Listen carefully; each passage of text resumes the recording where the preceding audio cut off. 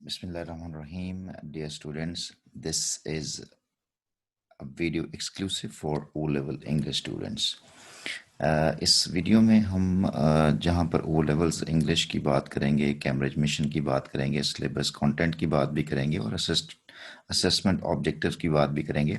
लेकिन इसका जो मेन फोकस है इस वीडियो बनाने का, only this exclusive video is for the very beginner of the O level students, the students who have opted for O level streams and they are really upset about it, how to prepare for English subject. This particular video is going to help them a lot, because in this essay what they need to do is to improve their reading. Actually, O level is all about two types of paper. One is reading and other is writing. चाहे paper reading का हो या writing का हो, इन बच्चों को skill improve करनी है कि जब वो रीड कर रहे हों तो कौन कौन से उनके टारगेट उनके सामने हों, और जब वो लिखने लगे हों उनमें उन्होंने दो चीज़ें लिखनी है। एक उन्होंने ऐसे लिखना है बच्चों ने, और एक उन्होंने कुछ टास्क को पूरा करना है जिसको हम डायरेक्टेड राइटिंग कहते हैं। इसके अंदर वो लेटर या इनफॉर्मल लेटर आ जाता है, इसमें ऐसे नैरेटिव या डिस्क्रिप्टिव ऐसे आ जाता है। रीडिंग के अंदर एक पैसेज दो दिए होंगे जो उनको शो करना होगा कि they can read very well. अब ये दो टास्क हैं, एक रीडिंग है एक राइटिंग है। इस दो चीज़ों को इम्प्रूव करने के लिए कुछ स्कूल जो है वो 3 साल लेते हैं, कुछ स्कूल जो है 2 साल में करवाते हैं। और on the part on the whole बच्चे के ऊपर बहुत डिपेंड करता है कि उसकी इंग्लिश की स्किल कैसी हैं। तो ये जो पर्टिकुलर वीडियो बनने जा रही है, ये मैं आपको सिर्फ एक एस्पेक्ट है इस सारी रीडिंग राइटिंग का जिसको हम एडजेक्टिव्स कहते हैं। और ये ग्रामर ट्री एक बुक है जो बहुत से स्कूलों के अंदर जो है वो रिकमेंड की जाती है, बच्चों को पढ़ाई जाती है ताकि बच्चों की ग्रामर इंप्रूव हो, ताकि वो रीडिंग और राइटिंग करते वक्त और रीडिंग पढ़ते हुए उनको समझ लग जाए कि एडजेक्टिव्स कैसे होते हैं। तो हम एडजेक्टिव्स के ऊपर फोकस करेंगे। और ये मेरा ख्याल है इसके ऊपर मैंने ओ लेवल्स इंग्लिश सिलेबस के ऊपर एक वीडियो ऑलरेडी बनाई हुई है। तो अब अगर आपने नहीं वो देखी तो एक जल्दी से इसका क्विक एक रिव्यू देख लें कि ये कैम्ब्रिज का मिशन क्या है। कैम्ब्रिज का मिशन ये है कि अपने बच्चों को देखना चाहते हैं कि कॉन्फिडेंट हों, रिस्पॉन्सिबल हों, रिफ्लेक्टिव हों, इंगेजिंग हों और सेल्फ अवेयरनेस उनके पास हो। ये उनके टारगेट्स हैं। तो जो बच्चे ओ लेवल्स करना चाह रहे हैं वो देखें कि क्या ये टारगेट्स जो है ना वो पूरे कर पा रहे हैं, क्या चीज़ उनकी पर्सनैलिटी में आ रही कि नहीं आ रही। और इसके साथ ये आवर मिशन है, मतलब ये है कि अगर मैं जिन बच्चों को इंग्लिश पढ़ाता हूँ जो मेरी क्लास में हैं या मेरे जो स्टूडेंट्स हैं, तो मैं ये देखना चाहता हूँ कि वो कॉन्फिडेंस उनके अंदर आना ही आना चाहिए, उनके अंदर कॉम्पिटेंस भी आनी चाहिए, और सबसे जो इम्पोर्टेंट बात है ना, क्या उनके अंदर करेक्टर है। ये वो सबसे इम्पोर्टेंट चीज़ है जो किसी भी लैंग्वेज की बेस होनी चाहिए, करेक्टर। और क्या वो रिस्पॉन्सिबल बच्चे बन पाए कि नहीं, और गॉड फियरिंग भी होनी चाहिए, अल्लाह ताला से डरते हैं कि नहीं डरते। ये बड़ी इंपॉर्टेंट चीज़ें हैं जो बच्चों के जहन में जो होनी चाहिए थी। तो इसके बाद ये सिलेबस जो डिज़ाइन किया हुआ है कैम्ब्रिज ने, उसका एम ये है कि बच्चों को वो कम्युनिकेटिव कॉम्पिटेंस सिखा रहे हैं, क्रिएटिविटी सिखा रहे हैं, critical skill, cross cultural awareness भी उनको आना चाहिए। तो आप भी बच्चे अपने से सवाल करें, जो बच्चे ओ लेवल स्ट्रीम में हैं, क्या उनके अंदर communicative competence, creativity, critical skill और क्रॉस कल्चरल अवेयरनेस क्रिएट हो रही है कि नहीं हो रही। These are the basic questions you need to understand on it. Well, here is the original paper CIE English 1123। ये पेपर 1 राइटिंग है, इसमें सेक्शन 1 है डायरेक्टेड राइटिंग। ये मैंने लिखा हुआ बेटा, ये टास्क 1 होगा। तो ये टास्क 1 में ना, ये यहाँ पे तो स्पीच लिखी हुई है ना, ये पिछले साल के जो ना किसी ईयर का पेपर है, उसमें ये स्पीच लिखने को कहा हुआ है कि ये आप, और देखें 3 ऑप्शन भी उसने दिए हुए हैं। ठीक है, तो मैं जल्दी जल्दी से बस आप इसको देख लें, और असल में हमारा ये टारगेट तो नहीं है, लेकिन ये कि आप देख लें। पेपर 1 के अंदर भी जो राइटिंग है ये भी सेक्शन 2 है, कंपोजिशन होगा। इसमें 2 to 6 टास्क होंगी, एक डिस्क्रिप्टिव ऐसे है और आर्गुमेंटेटिव ऐसे देखे 2 दिए में, और नैरेटिव ऐसे भी 2 दिए में। इन सब ऐसे में से, इन सब एसेज में से, गिवन एसेज में से you have to attempt only 1 essay. तो आप डिस्क्रिप्शन अपनी स्ट्रॉन्ग कर लें या अपने नैरेटिव स्ट्रॉन्ग कर लें, तो even then you have got 3 options, and among these 3 options you need to select only one for writing an essay. So this is up for you, you can read it after this. यहाँ से बेटा ये paper 2 है, paper 2 reading है, ये section 1 reading for ideas आएगा। इसमें आपको एक पैसेज दिया जाएगा, ये उसके क्वेश्चंस होंगे, इसको बेटा ये आप डिटेल से पढ़ लीजिएगा आप पॉज करके। और ये सेक्शन 1 रीडिंग फॉर आइडियाज है, ये समरी है उसकी, बी पार्ट इसका। और इस तरह से एक क्वेश्चन आएगा सेक्शन 2 रीडिंग फॉर मीनिंग्स। तो इसमें जो मीनिंग्स वाले क्वेश्चन में या तो बड़े फैक्चुअल क्वेश्चन होंगे, मतलब फैक्चुअल का मतलब है फैक्ट बेस, जिसको मैं आपको बता चुका हूँ कि ये एक्सप्लिसिट क्वेश्चन होते हैं। ये वन वर्ड ये भी एक्सप्लिसिट है, in your own words sort of implicit है, जिसमें आपने अपने लफ्जों में लिखना है। वोकैबुलरी बेस्ड क्वेश्चन होंगे और मीनिंग्स एंड इफेक्ट वाला क्वेश्चन भी जो है वो आएगा। इसको अभी तक मैंने क्लास में डिस्कस नहीं किया, लेकिन थोड़ा सा मैंने आपको चलते जाते बताया था कि मीनिंग का क्या मतलब है और उसका इफेक्ट का क्या मतलब है। अच्छा, इसके बाद ये एक सिलेबस कंटेंट में पेपर 1 है, और पेपर 1 में वो डायरेक्टेड राइटिंग आती है, उसमें क्या कुछ वो देखते हैं या उनके क्या क्राइटेरिया बेटा जी, इसको आप पॉज करके तसल्ली से पढ़ लीजिएगा। और ये पेपर 1 है, ये पेपर 2 है। और इसके बाद ये है हमारे पास what did we learn about syllabus. जितना भी हमने सिलेबस के बारे में पढ़ा, ये उसकी बेटा जी समरी है। आपको ये बड़ा अच्छा लगेगा पढ़, यानी आपको ये समझ लग जाएगा। पेपर 1 है बेटा हमारे पास, यानी आपके जब C2 के बाद आप जब आप अपियर होंगे 2022 के अंदर, ऑब्वियसली आप 222 के अंदर आके अपियर होंगे, तो 222 के अंदर अपियर हों या 221 के अंदर अपियर हों, तो उसका पेपर 1 में राइटिंग है और पेपर 2 रीडिंग है। ठीक है जी, इसका नाम राइटिंग है, इसका नाम रीडिंग है। ये 2 पेपर आपने देने हैं, दोनों पेपर। तो जो पेपर 1 के अंदर सेक्शन 1 है, ये डायरेक्टेड राइटिंग 30 नंबर का होगा, और सेक्शन 2 जो है ये कंपोजिशन, ये भी 30 नंबर का होगा। ठीक है, ये टोटल 60 नंबर का हो गया। पेपर 1 राइटिंग 60 मार्क्स का। और ये पेपर 2 के अंदर सेक्शन 1 है, रीडिंग फॉर आइडियाज है, समरी और फैक्ट्स हैं। इसके आपने रीडिंग फॉर आइडियाज के अंदर पॉइंट्स निकालने, उसकी समरी लिखनी है, फैक्ट्स एंड ओपिनियन क्वेश्चन होंगे। और दूसरा सेक्शन 2 जो है वो रीडिंग फॉर मीनिंग है, मीनिंग्स एंड कॉन्सिक्वेंसेस के। और ये जो आपकी जो सेक्शन 1 राइटिंग में जो डायरेक्टेड राइटिंग, या तो उसमें लेटर आएगा या स्पीच आएगी या रिपोर्ट आएगी या आर्टिकल आएगा। ठीक हो गया। सेक्शन 2 के अंदर आपके बेटा जी नैरेटिव, ऐसे, डिस्क्रिप्टिव और आर्गुमेंट, इसमें से कोई आपने एक करना होगा। ये इसमें से कोई एक ही देगा और एक ही करना होगा, इसमें कोई ऑप्शन नहीं होगी। इसके अंदर बेटा जी आपको बस ऑप्शन होंगी। तो ये 3 टाइप्स कैसे देगा, तो बाज का तो वो नैरेटिव 2 दे देता है, या आर्गुमेंटेटिव 2 देता है, डिस्क्रिप्टिव 1 देता है। मतलब कोई से भी 2 ऐसे दे देगा, एक एक दे देगा, टोटल 5 ऐसे होंगे, कोई एक करना होगा। तो ये है हमारी एक समरी इसके वाले से। अब असेसमेंट ऑब्जेक्टिव्स राइटिंग के क्या हैं, वो ये चाहता है कि कैम्ब्रिज ये चाहती है आपसे, कैम्ब्रिज बोर्ड ये आपसे चाहता है कि आप जब आपके W1 से राइटिंग 1 टारगेट का मतलब ये है कि आप आर्टिकुलेट कर सकें, डिस्क्राइब कर सकें क्या, अपने एक्सपीरियंस को, जो आपने चीज़ सीखी है, जो महसूस किया है या जो इमेजिन कर रहे हैं, उसको आप आर्टिकुलेट कर सकें या डिस्क्राइब कर सकें। This what they need it. और W2 राइटिंग का जो क्राइटेरिया वो ये है कि आप ना एक प्रॉपर लॉजिकल सीक्वेंस में चीज़ों को लिख सकें, फैक्ट्स को, इवेंट्स को। और W3 टारगेट ये है कि आपके पास एक एप्रोप्रिएट वोकैबुलरी डेवलप हो जाए। और W4 का टारगेट ये है कि आपकी एक रजिस्टर हो एप्रोप्रिएट, मतलब ये है कि आपके पास सेंटेंस स्ट्रक्चर हो, कॉन्टेक्स्ट हो और ऑडियंस हो, जिसके मुताबिक आप प्रॉपरली बात कर सकें। और W5 का मतलब ये है कि आपकी स्पेलिंग, पंक्चुएशन और ग्रामर की मिस्टेक ना हो। इनको इम्प्रूव करने के लिए ग्रामर ट्री जो है वो आपको पढ़ाई जा रही है। यहाँ तक बेटा ठीक हो गया। इस तरह से बेटा जी असेसमेंट ऑब्जेक्टिव्स रीडिंग के हैं। रीडिंग के भी 5 असेसमेंट ऑब्जेक्टिव हैं कि आपको एक्सप्लिसिट मीनिंग पता हो, आपको इम्प्लिसिट मीनिंग पता हो, आपको ये पता हो कि एनालाइज कैसे करते हैं, एवेल्युएट कैसे करते हैं, फैक्ट्स कैसे डेवलप होते हैं, आइडियाज ओपिनियन कैसे डेवलप होते हैं। फिर आपको ये भी पता चले कि राइटर जो है ना इन फैक्ट्स को कैसे अचीव करता है। फिर स्पेसिफिक पर्पसेस क्या होते हैं राइटिंग के, रीडिंग के, ये बेटा जी आपको पता होना चाहिए। ठीक है जी। तो इन सब चीज़ों को इम्प्रूव करने के लिए बेटा जी ग्रामर ट्री लगाई जाती है। ये ओल्ड सिलेबस हो गया, ये ओल्ड है, ठीक है, ये ओल्ड एडिशन है, ये नया एडिशन है।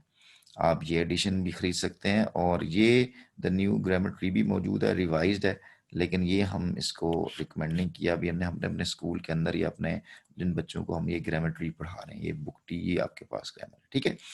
अब इस ग्रामर ट्री की कुछ एक्सरसाइज हैं, उसमें एक्सरसाइज के अंदर जो है ना वो ये यहाँ पे सिलेबस ब्रेक डाउन ही पड़ा हुआ है, लेकिन ये उसका टाइम नहीं है।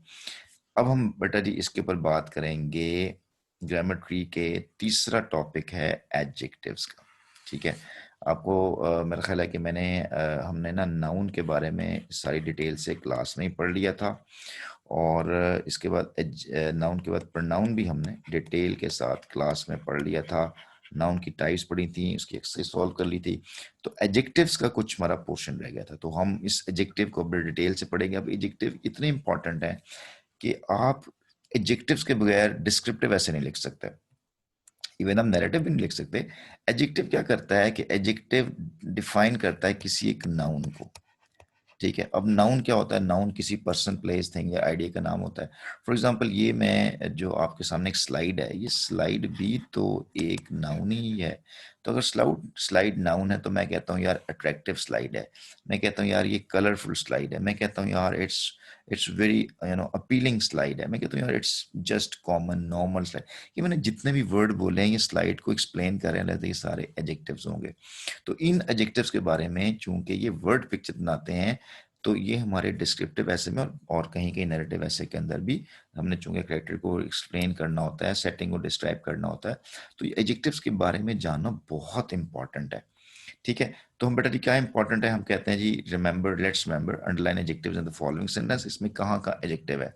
तो बेटा याद रखिएगा एडजेक्टिव पोजीशन के लिहाज से नाउन से पहले भी आता है, नाउन के बाद भी आता है। जो नाउन से पहले आता है उसको हम एट्रीब्यूटिव कहते हैं, एट्रीब्यूटिव कहते हैं, एट्रीब्यूटिव। और जो नाउन के बाद में आते हैं उनको हम प्रेडिकेटिव कहते हैं, प्रेडिकेटिव, ठीक है। अब ये इसके बाद इसकी डिटेल भी आ जाएगी प्रेडिकेटिव की, पहले आप एट्रीब्यूटिव और प्रेडिकेटिव के नाम याद कर लें। तो जैसे मैं कहता हूँ कि जी कलरफुल स्लाइड, तो ये चूंकि स्लाइड से पहले आया तो ये एट्रीब्यूटिव होगा। द स्लाइड वॉज कलरफुल, तो कलरफुल चूंकि वॉज के बाद में आ रहा है तो प्रेडिकेटिव होगा। आई hope so it's not that much difficult. तो यहाँ पर जल्दी देखें कौन कौन से एडजेक्टिव हैं। देखें डिसीजन नाउन है तो वॉइस एडजेक्टिव हुआ। इसके बाद she made chocolate cake for her mother, बेटा यहाँ पे हर भी एडजेक्टिव है क्योंकि ये मदर को डिस्क्राइब कर रहा है। मदर नाउन है तो किस किस हर पोजेशन को शो कर रहा है, तो ये भी एडजेक्टिव होगा। और चॉकलेट केक यहाँ पे, हालांकि चॉकलेट एक नाउन है लेकिन चूंकि केक को डिस्क्राइब कर रहा है तो we will consider it as a adjective. तो he fell unconscious on the floor, तो ही फेल अनकॉन्शियस ये भी हमारा एडजेक्टिव होगा। कौन अनकॉन्शियस हुआ? ही। और ये ऑन द फ्लोर तो प्रेपोजिशन है। he goes for work daily to improve his health, तो he goes for walk daily। तो अब ये असल में ना ये जो डेली है ना ये एक कंफ्यूजन है। ये भला क्यों कंफ्यूजन? ये टेंस बच्चों को नहीं देना चाहिए था, क्योंकि यहाँ पे डेली जो है एज ए एडवर्ब के तौर पर आ रहा है, एडजेक्टिव के तौर पर नहीं आ रहा। क्यों होना चाहिए था? डेली वॉक होनी चाहिए थी, ठीक है ना। तो डेली वॉक अब है he goes for walk daily, तो वॉक डेली नहीं होता, डेली वॉक होता है। तो ही गोज जो एक्शन है वो डेली हो रहा है, लिहाजा ये डेली का ताल्लुक वर्ब के साथ है, ये एडवर्ब है, ये एडजेक्टिव नहीं है। तो ये आई डोंट थिंक सो कि ये क्यों इस सेंटेंस को यहाँ पे ऐड किया हुआ है। और मैं आपको ये बताऊं कि इस बुक के अंदर भी प्रॉब्लम्स हैं और कैम्ब्रिज वाले आई डोंट थिंक सो कि इसके ऑथर जो है वो कोई अंग्रेज ऑथर है, ये पाकिस्तानी इन्होंने कंबाइन करके या कहीं से इन्होंने इसको नेट से जाके लिखा हुआ है।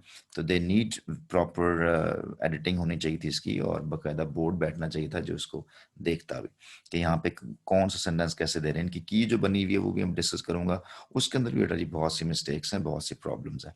Any how I got up early, तो यहाँ पर I got up early to catch an early morning, यहाँ पे देखें अर्ली मॉर्निंग जो है यहाँ पे अर्ली एडजेक्टिव है लेकिन यहाँ पर नहीं है एडजेक्टिव, हालांकि देखो सेम वर्ड है। आई गॉट अप अर्ली ये बता रहा है व्हेन यू गेट अप, तो ये व्हेन कहाँ से देने वाला एडवर्ब होता है। और जो मॉर्निंग ट्रेन कैस कौन सी थी? वो अर्ली थी, लिहाजा ये एडजेक्टिव है, ये एडवर्ब है। अब जब बेटा एडजेक्टिव एडवर्ब का ताल्लुक जो है ना एडजेक्ट add adjective, it's not adjective, it's adjective। तो adjectives explain the noun and adverb explain about the verb। तो adjective are words होते हैं that describe noun, ये basic चीज हो गई। They typically serve as a modifier of a noun। Modifier का मतलब डरना नहीं, इससे मॉडिफायर क्या लिखा हुआ है, ये मतलब नाउन को डिफाइन करते हैं, नाउन को एक्सप्लेन करते हैं। Denote a quality to the thing name to indicate its quantity और एक्सटेंट और to specify thing as distinct from something else. ठीक हो गया जी बच्चों। अब हम इसकी आते हैं एक्सरसाइज, ये काइंड्स की तरफ, ये बड़ी इंपॉर्टेंट, इसको सीख लीजिएगा बेटा। एक है क्वालिटेटिव हमने कहा कि क्वालिटेटिव का मतलब क्वालिटी होती है, तो describe the characteristics of a noun, quality को शो करता है किसी भी नाउन की। ये देखो चाइल्ड नाउन है, बच्चा कैसा है, फियरलेस, क्वालिटी है उसकी। और देखो the blue suit, suit noun है, कैसा सूट है, ब्लू है, एडजेक्टिव है। तो which she saw in the shop yesterday. अब देखिए क्वांटिटी का मतलब बताता है कितनी ज्यादा है, क्वालिटी का मतलब क्या चीज कितनी अच्छी है, अच्छी कितनी है, कोई चीज कैसी है। और क्वांटिटी बताती है कोई चीज कितनी ज्यादा तादाद में, अमाउंट बताती है।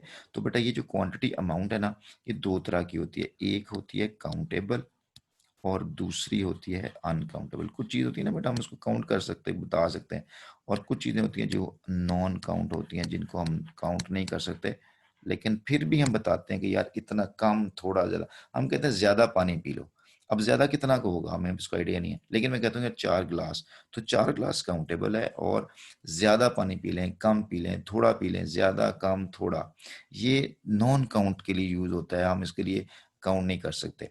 अब देखो सम बटर जो है ना, कुछ बटर, ये काउंटेबल नहीं है, इसलिए मैंने सम बटर लगाया। इस तरह से 4 एप्लीकेट, अब ये काउंटेबल है, कितने एप्लीकेंट्स हैं, 4 एप्लीकेंट्स। तो इसका मतलब जो क्वांटिटेटिव बताता है ना, कोई चीज कितनी ज्यादा है, वो काउंटेबल भी हो सकती है, नॉन काउंट भी हो सकती है। काउंटेबल के बाद जो नाउन आएगा वो सिंगुलर प्लूरल हो सकता है, लेकिन जो नाउन काउंट के बाद जैसे आएगा, सम के बाद जो बटर है, ये बटर्स नहीं होता, हम इसको काउंट नहीं कर सकते, एक बटर दो बटर नहीं लगाते, ठीक है। तो ये ध्यान में रखना है आपने।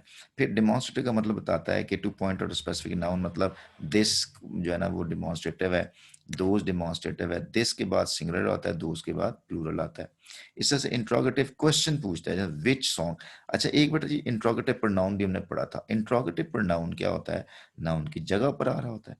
इंट्रोगेटिव जो एडजेक्टिव होता है उसकी निशानी ये होती है, उसके बाद नाउन आ रहा था, विच सॉन्ग, किस सॉन्ग की बात कर रहे हो, ठीक है ना।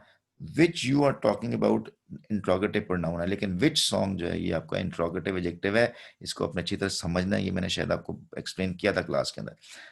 अब डू यू नो हुज, बेटा देखो हुज के बाद देखो नेम नाउन आ गया, तो नाउन से पहले आने वाला इंट्रोगेटिव एडजेक्टिव होता है। इस तरह से बेटा पोजेशन शो करता है, शो रिलेशनशिप और ओनरशिप। तो देखो हर एटीट्यूड, आप कहें हर तो प्रोनाउन है, बिल्कुल प्रोनाउन जैसा लग रहा है, लेकिन ये पोजेसिव प्रोनाउन आ गया क्योंकि ये किसी नाउन को शो कर रहा है, हर एटीट्यूड। इस तरह से हर पियर्स, ये भी पोजेसिव एडजेक्टिव है।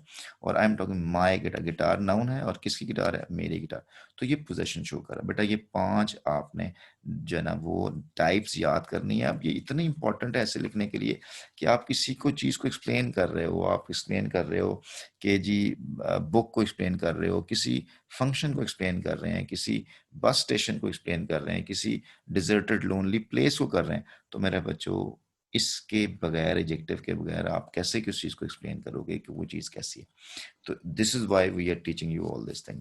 इसके बाद नेक्स्ट में हमारे पास बेटा pick out all the adjectives in the, ये अब आपकी एक्सरसाइज आ गई है। Pick out all the adjectives in the following sentence and say to which class each them belongs to. तो बेटा यहाँ पे the car sustain heavy damage, damage noun है तो हैवी डैमेज। अब ये क्या बता रहा है, हैवी कितनी ज्यादा हुई है, हैवी डैमेज हुई है।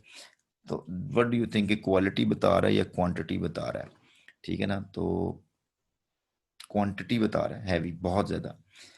इस तरह से ही हैज रिटन सेवरल, अब देखो सेवरल भी बता रहा है, ये सेवरल क्या बता रहा है, बहुत ज्यादा, ये भी क्वांटिटी बता रहा है, उसकी क्वांटिटी बता रहा है इसकी।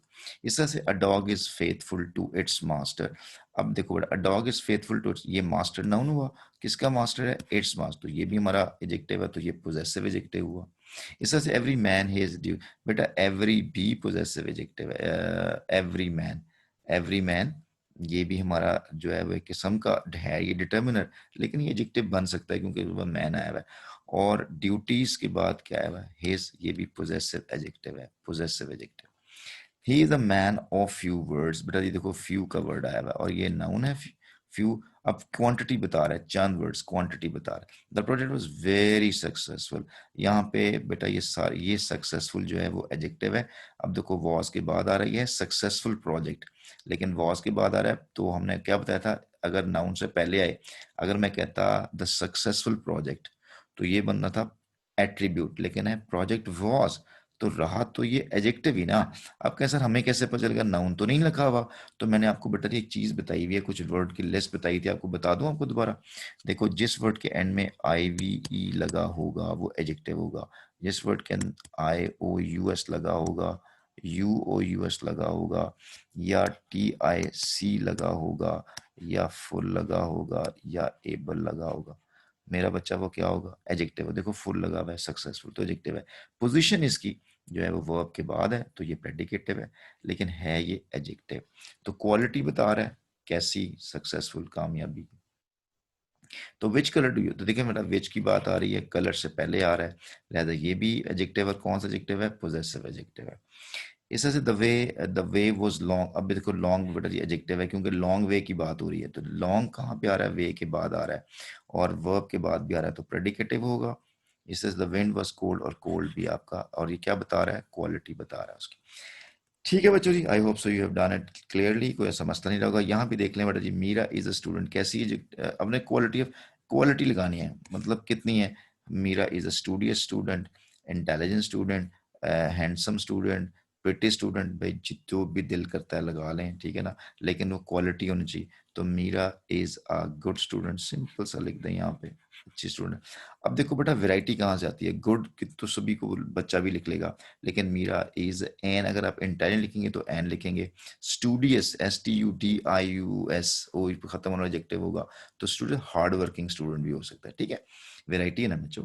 इसके बाद the dash football team won the world cup championship, तो use a qualitative adjective. Qualitative का मतलब ये होता है जैसे क्वालिटी शो करती है, तो कौन सी है? The hard working football team है, द टैलेंटेड फुटबॉल टीम है, anything you can write it. The energetic football team है, ठीक है, पैशनेट फुटबॉल टीम है, और स्किल्ड फुटबॉल टीम है, एनी एनी। अब ये जो एडजेक्टिव है देखो कितने इंपॉर्टेंट है। आपको जितने अच्छे ये एडजेक्टिव आते होंगे उतना अच्छा आप ऐसे स्ट्रक्चर, ऐसे लिख सकते हो, स्ट्रक्चर बना सकते हो। इसके बाद आप लिखते हो कि dash are the passengers going to Multan, demonstrative.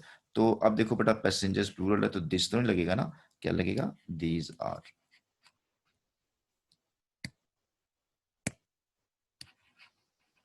These are the passengers going to Multan, तो दो ज्यादा पैसेंजर्स भी लगा सकते हैं, बिल्कुल लगाया जा सकता है। तो not dash milk is required, अब देखो क्वांटिटी बता रहा है, not much milk is required, तो नॉट मच, कुछ ज्यादा हमें मिल्क नहीं चाहिए।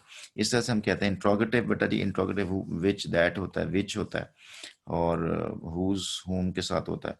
तो फिनिश देयर होमवर्क फर्स्ट, तो who finish their homework first, किसने अपना होमवर्क फिर। आप कहें सर हु के बाद तो कोई और एडजेक्टिव नहीं आया, नाउन नहीं है बेटा। हु एक ऐसा इंट्रोगेटिव एडजेक्टिव या इंट्रोगेटिव प्रोनाउन है जिसके बाद कोई सब्जेक्ट नहीं आता, ये इटसेल्फ खुद ही सब्जेक्ट होता है। तो हु फिनिश, किसने अपना होमवर्क फर्स्ट किया, खत्म किया। लो बच्चों जी, इसके बाद पोजेसिव एडजेक्टिव्स और possessive pronoun, let me tell you it's very very important, very important, very important, very important. फिर कह रहा हूँ आपको, इसको अच्छी तरह तैयार कर लें। देखो बेटा पोजेसिव एडजेक्टिव और पोजेसिव प्रोनाउन में क्या फर्क है? आपने प्रोनाउन पढ़े ना बेटा, हमने आए पढ़ा, माय भी पढ़ा, माइन भी पढ़ा, और आई माय माइन और मी भी पढ़ा, ठीक है। तो आए सब्जेक्ट था, माय माइन दोनों पोजेसिव थे, और मी ऑब्जेक्टिव था, ये तो पता ना हमने। इस तरह से यू, योर, योर्स और यू, ये भी पढ़ा हमने। दे, दे, ये हमने बेटा आपको मैंने प्रोनाउन में पढ़ाए हुए हैं। ये दोनों ही पोजेसिव है ना, दोनों पोजेसिव है ना। तो भाई अगर दोनों पोजेसिव हैं तो उन्हें फर्क क्या है? बेटा जो माय है ना, ये पोजेसिव एडजेक्टिव है, ये पोजेसिव एडजेक्टिव है, और जो माइन है ना, ये पोजेसिव प्रोनाउन है। अब इसका क्या फर्क है? भाई एडजेक्टिव के बाद नाउन आना चाहिए, जैसे मैं कहता हूँ my class, my teacher, my presentation, और माइन जो है ना वो पोजेसिव प्रोनाउन, उसके बाद कोई नाउन नहीं आएगा। बस इतनी सी बात आपने याद रख लेनी है। बाकी आप इसको पढ़ भी लीजिएगा अच्छे बच्चों की तरह से। तो सम फॉर्म्स और कुछ जो पोजेसिव फॉर्म्स होती हैं, हिज और हर सेम रहती हैं, इट्स भी सेम रहती हैं। अब बेटा जी हम इसकी डायरेक्ट एक्सरसाइज पे आते हैं। The film star is friend of. अब देखो बेटा, मैं माई लिखूंगा कि माइन लिखूंगा? मैं इसलिए माइन लिखूंगा कि इसके बाद कोई नाउन नहीं लिखा हुआ, इज फ्रेंड ऑफ माइन। अब देखिए यहाँ बात खत्म होगी, तो ही the film star was my friend, बिल्कुल ठीक था, लेकिन मेरा माय फ्रेंड तो है ही नहीं यहाँ पे, यहाँ पे फ्रेंड ऑफ माइन है, लिहाजा पोजेसिव प्रोनाउन लगाऊंगा, ये पोजेसिव प्रोनाउन है। इस तरह से I lose dash temper very quickly. अच्छा बेटा देखो टेम्पर नाउन है ना, तो आई लूज क्या लिखूंगा? आई लूज माइन टेम्पर, क्या आई लूज माई टेम्पर? बेटा यहाँ पे माई लिखूंगा क्योंकि पोजेसिव एडजेक्टिव आएगा, क्योंकि उसके बाद नाउन है। इस तरह से the cat is sleeping because, यहाँ पे she has just had a bowl of milk, तो the cat is sleeping because she has just had a bowl of milk. because she has just had a bowl of milk.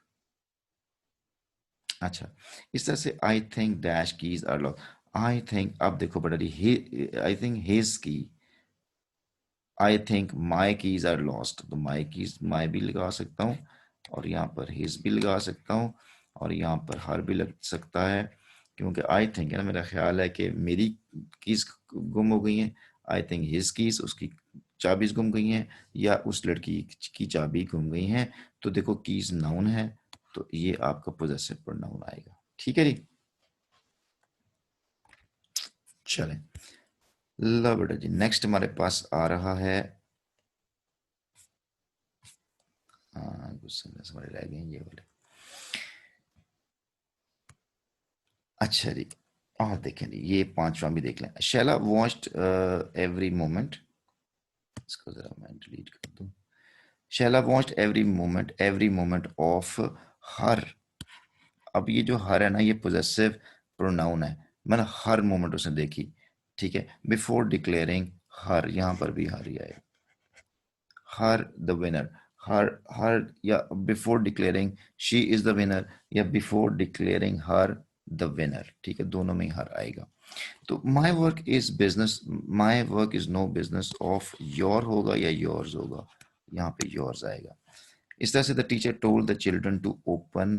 अच्छा, the told the children की जगह पर अब क्या आएगा, books आया ना मेरा बच्चे, नाउन आया हुआ है ना. अगर ये नाउन है तो उससे पहले क्या आएगा, एडजेक्टिव. तो बताएं चिल्ड्रन की जगह पर प्रोनाउन क्या होगा, देयर. तुम क्या कहेंगे, ओपन देयर कहेंगे या देयर्स कहेंगे, देयर. देयर कहेंगे क्योंकि नाउन लगा हुआ है. बुक ऑफ देयर्स होगा, लेकिन देयर बुक होगा, यहाँ पे देयर लगेगा. अ फ्रेंड ऑफ माइन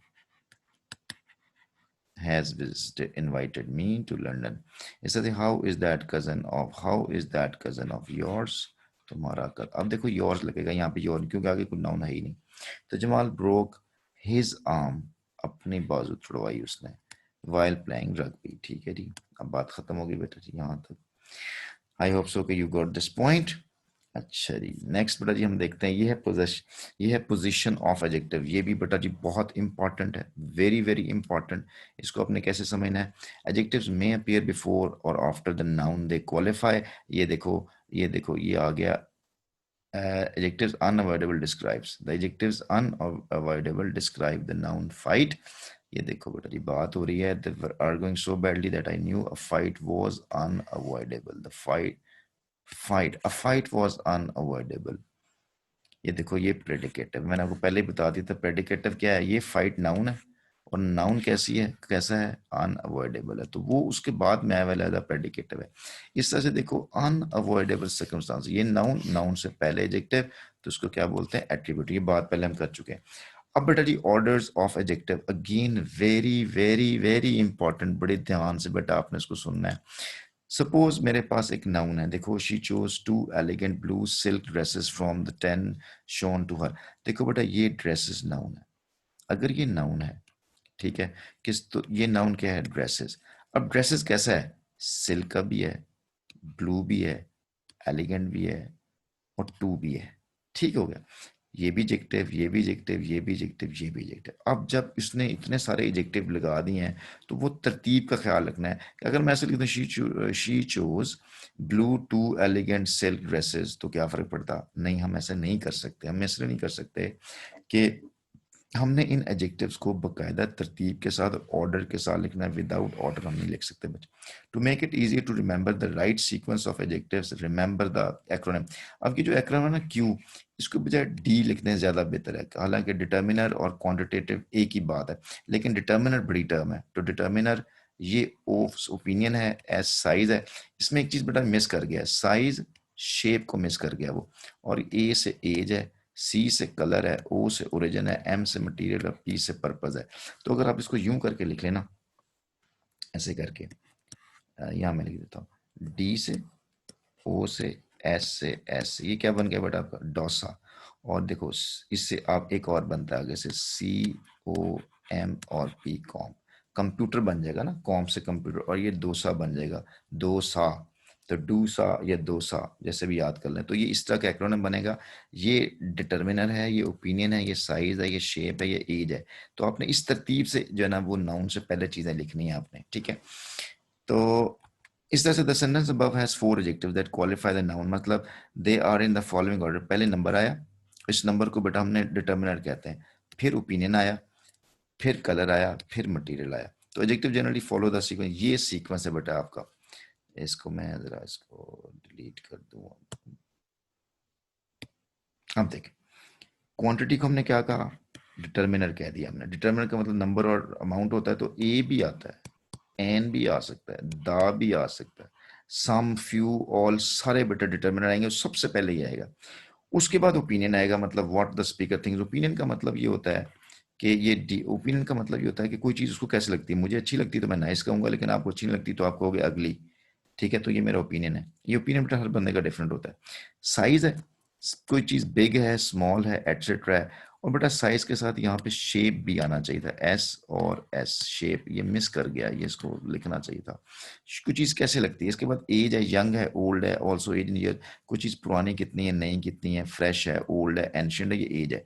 कुछ का कलर कितना है, तो ये एज बना, ये सी बना कलर, ये ओरिजिन बना कि पाकिस्तानी है, जापानीज है, कहाँ की है, ये मटेरियल है, what is made of, plastic से है, आयरन से है, किससे बना हुआ है, और पर्पस किसके लिए वो चीज़ बनी हुई है, ये एम हो गया, ये पी हो गया। तो बेटा ये बनता है हमारे पास द होटल है। अब देखो, read the following sequence and observe all the sequence of adjectives. देखो, the hotel has 3 exquisite conference room in the third. ये बेटा बात किसकी हो रही है, होटल की। 3 एक्विजिट, 3 क्या हुआ, डिटर्मिनर। एक्सक्यूजिट क्या हुआ, ओपिनियन। कॉन्फ्रेंस रूम, ये सारे का सारा बेटा ये आपका इकट्ठा नाउन ही है, ऑन द थर्ड फ्लोर। तो सीक्वेंस क्वांटिटी 3, डिटर्मिनर, ओपिनियन, और ये पर्पस, कॉन्फ्रेंस रूम उसका पर्पस था। ठीक है जी, I hope so you got this idea. अब मैं इसकी बेटा एक्सरसाइज कर रहे हैं। Are you ready for exercise. ये एक्सरसाइज है हमारी। The following items are being mention. तो क्या क्या है इसमें, और option make grammatical correct sentence in your. देखो बेटा, gown new pink and expensive है, ये इसने दिया an expensive new pink silk gown. तो बेटा गाउन हमारा नाउन हुआ। ये सिल्क क्या है, मटेरियल है। पिंक क्या है, कलर है। न्यू क्या है, ये उसकी एज है। और एक्सपेंसिव क्या है, ये उसकी क्वालिटी है, या इसको हम ये भी कह सकते हैं कि ये आपका जो है ना वो ओपिनियन भी है, ठीक है। और ये एन डिटर्मिनेशन है। ठीक होगी बात जी। तो अब बेटा जी आपने इसको सॉल्व करना है। Picture, wooden frame, beautiful. तो इसको देखें, सबसे पहले आप निकाल लें, नाउन निकाल लें। नाउन कौन सा निकलेगा आपका, एक पिक्चर नाउन है, और पिक्चर कैसी है, फ्रेम पिक्चर है ये वाला, ठीक है ना। फ्रेम पिक्चर है, या फ्रेम पिक्चर, फ्रेम होगा, फ्रेम पिक्चर होगा, पिक्चर फ्रेम, फ्रेम पिक्चर होगा। तो आर्टिकल लगा पहले, डिटर्मिनर ए लग गया। इसके बाद ओपिनियन क्या है, ब्यूटीफुल, ठीक है ना। हो सकता है कईयों को अच्छी ना लगती हो, कईयों को अच्छी लग रही है, ये मेरा ओपिनियन। अब ब्यूटीफुल हो गया। इसके बाद क्या लगेगा, अब ब्यूटीफुल। अब ये जो वुडन है ना, ये उसका भला क्या है, ये उसका मटेरियल है। तो मैं आपको दोबारा लिख दूं यहाँ पे, ये डिटर्मिनर आएगा नंबर 1 पे। ऐसे लिख देता हूँ, डिटर्मिनर आएगा नंबर 1 पे, फिर ओपिनियन आएगा, फिर साइज, फिर शेप, फिर एज, और ये डोसा बन गया, फिर कलर, फिर कॉम्प है ना ओ से। अब यहाँ पे ये ओपिनियन, ये आपका वो आएगा ओरिजिन, कलर, ओरिजिन, मटेरियल, और ये पर्पस किस चीज के लिए इस्तेमाल हुआ हुआ है। तो अब ब्यूटीफुल, अब ये वुडन जो है ये क्या बन गया, मटेरियल बनेगा। अब ब्यूटीफुल वुडन, अब ब्यूटीफुल, अब beautiful wooden frame picture, picture frame, frame picture.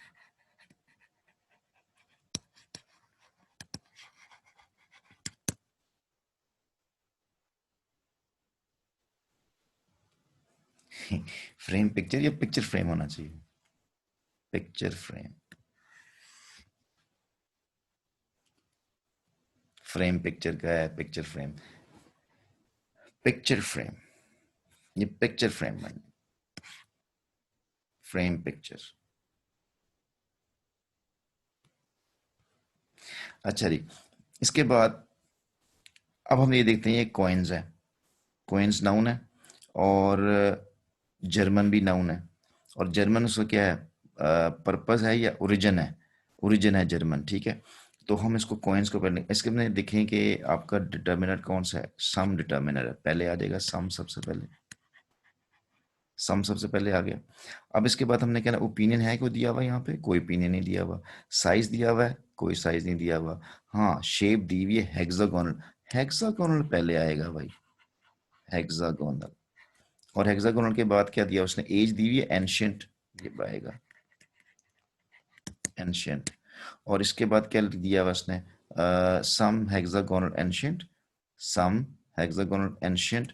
अब जर्मन क्या चीज़ है, ओरिजिन है, तो जर्मन कॉइन्स, ये हमारा नाउन आ गया ना, ठीक है जी। इसके बाद ये प्लास्टिक रेड चेयर्स किचन के अंदर, फोर बेटा डिटर्मिनर है, ये पहले आ जाएगा फोर। और इसके बाद क्या है, फोर के बाद जो किचन है ये तो हमारा नाउन है। चेयर्स जो है ना ये भी हमारा नाउन है। तो रेड प्लास्टिक जो है ना, ये तो रेड कलर है, प्लास्टिक जो है ना वो मटेरियल है। तो four red plastic kitchen chair. अब किचन चेयर, चेयर नाउन हुआ, कहाँ पे यूज होती हैं ये, पर्पस किचन के लिए यूज होती हैं, तो ये हमारा इसका ऑर्डर बन जाएगा। इसके बाद ये है जी कवर्ड, इसके बाद ये एन क्या बना आपका, एन डिटर्मिनर है। डिटर्मिनर का मतलब होता है आर्टिकल, ए एन दी, जो भी स्टार्ट में आता है हम एन पहले लगाएंगे। अब एन के बाद अट्रैक्टिव क्या है इसका, ओपिनियन है। बेटा अट्रैक्टिव ओपिनियन का मतलब ये है कि किसी के लिए अट्रैक्टिव होता है, लेकिन हो सकता है किसी के लिए अट्रैक्टिव ना हो, एन अट्रैक्टिव। अब आ गया हमारे पास मिरर नाउन है, ये तो एंड पे जाएगा। अब ओवल और कार्व्ड, ये दोनों, ओवल तो हमारी होगी शेप, ठीक है, और जो कार्व्ड है ये भी शेप ही है। अब दोनों शेप है, हम जो मर्जी पहले लगा लें, an attractive Oval carved, carved Oval, carved Oval mirror, ठीक है बच्चों जी। इसके बाद ये मिनिएचर पेंटिंग, ए आर्टिकल पहले आ गया आपका। इसके बाद क्यूरियस, ये आपका ओपिनियन है। और इसके बाद ये जो पेंटिंग है ये असल में हमारा नाउन है। तो मिनिएचर, मिनिएचर पेंटिंग, ये आपका स्टेप बन जाएगा। इसके बाद ये कप, ये ए आपका पहले आ जाएगा, ए आर्टिकल है आपका। और ए कप नाउन है, ये एंड में जाएगा, पाकिस्तानी ओरिजिन है तो ये पाकिस्तानी का, ये एंड में चल जाएगा। और गोल्ड किसका बना हुआ है, गोल्ड क्या चीज़ है, गोल्ड मटेरियल है ना, और पाकिस्तानी ओरिजिन है, तो पाकिस्तानी गोल्ड कप होगा ना, पाकिस्तानी ओरिजिन मटेरियल। तो ए एन एंटीक हो जाएगा, यहाँ पर ए की बजाय एन होगा, एंटीक चूंकि एज है, an antique, an antique Pakistani gold cup, an antique Pakistani gold cup, Pakistani gold cup, ठीक है जी, सी यू पी कप, ये हो जाएगा। अच्छा जी, इसके बाद ये हमारे पास है Swiss early 20th century an, an आपका डिटर्मिनर पहले आया। Fountain pen century Swiss early, तो an early Swiss, early 20th century सारे का सारा बट आपके क्या बन रहा है, ये एज बन रही है आपकी, ठीक है। और एंड हमने पहले लगा दिया। फाउंटेन पेन जो है ना, फाउंटेन पेन उसका ये पर्पज है, पर्पज है फाउंटेन पेन। और स्विस उसका क्या है, ओरिजिन है, तो हम कहेंगे an early 20th century, an early 20th century Swiss fountain pen, Swiss fountain pen, वो सारा बाद में लिखिएगा। इसके बाद ये आपका है जी कॉपर वेसल कॉकिंग टू, तो टू पहले आ जाएगा आपका, ये आपका डिटर्मिनर है टू। और कुकिंग उसका पर्पज है, और वेसल ये नाउन ही है, और कॉपर उसका क्या है बोला, मटेरियल है। तो मटेरियल पहले है, पर्पज बाद में, तो कॉपर कुकिंग वेसल होगा। टू अफ्रीकन ओरिजिन है, ओरिजिन टू पहले आ गया। इसके बाद भला क्या है यहाँ पे, कॉपर क्या चीज़ है हमारे पास, कॉपर, कॉपर मटेरियल है, ये मटेरियल है, और वेसल तो नाउन है, और जो कुकिंग है ये पर्पस है। और टू हमने लिख दिया यहाँ पे, और अफ्रीकन क्या चीज़ था, ओरिजिन, ठीक है जी। तो यहाँ पे पहले आप क्या कहेंगे, टू, ओरिजिन पहले आ रहा है, टू अफ्रीकन और मटेरियल, और two African two African copper cooking vessel, copper material, ठीक है, two African copper copper vessel, ठीक है बच्चों, समय लग रही है, ठीक है, इसका बेटा जी आप लिखोगे। इसके बाद ये आपके पास colourful set and soft, new cushion है, न्यू एज है, एज है ये वाली, और क्वेश्चन तो हमारा नाउन है, ये तो एंड में जाएगा। सॉफ्ट उसकी क्वालिटी है, और क्वालिटी से मतलब ये है कि मटेरियल आप उसको कह सकते हैं सॉफ्ट मटेरियल है। सॉटन भी आपका जो है ना वो मटेरियल है, सॉटन, सॉटन भी आपका मटेरियल है, सॉटन आपका मटेरियल है। और जो कलरफुल है, कलरफुल ये उसका तो वैसे ही कलर ही है ये वाला। तो सॉफ्ट जो है ना ये ओपिनियन भी है आपका, हम कहते हैं यार आपको ये सॉफ्ट लग रहा है, लेकिन हो सकता है वो सॉफ्ट ना हो, वो किसी के लिए हार्ड हो। तो सॉफ्ट, हम यहाँ तो लिखा है, कोई डिटर्मिनर तो दिए नहीं हुआ, तो ये एज है न्यू, इसके बाद कलरफुल, कलरफुल यहाँ पे ये कलर है, ये मटेरियल है, और ये सॉफ्ट ओपिनियन होगा, सॉफ्ट न्यू क्वेश्चन। अ कलरफुल, अब इसने आर्टिकल दिया ही क्यों नहीं, वो तो हमको क्या लिखे वैसे लिख देना चाहिए यहाँ पे। अ कलरफुल, कलर सबसे पहले आ रहा है, उससे पहले तो कोई चीज नहीं आ रही ना, एज आ रहा है, न्यू, न्यू, ये क्या चीज थी बोला, एज, ठीक है ना, एज आ गया। और इसके बाद colourful, colourful new colourful soft satin, soft satin cushion, ये ऐसे बेटा जी आपका हो जाएगा, ठीक है। ये सॉफ्ट यहां पर भी आ सकता है, new soft colourful satin question.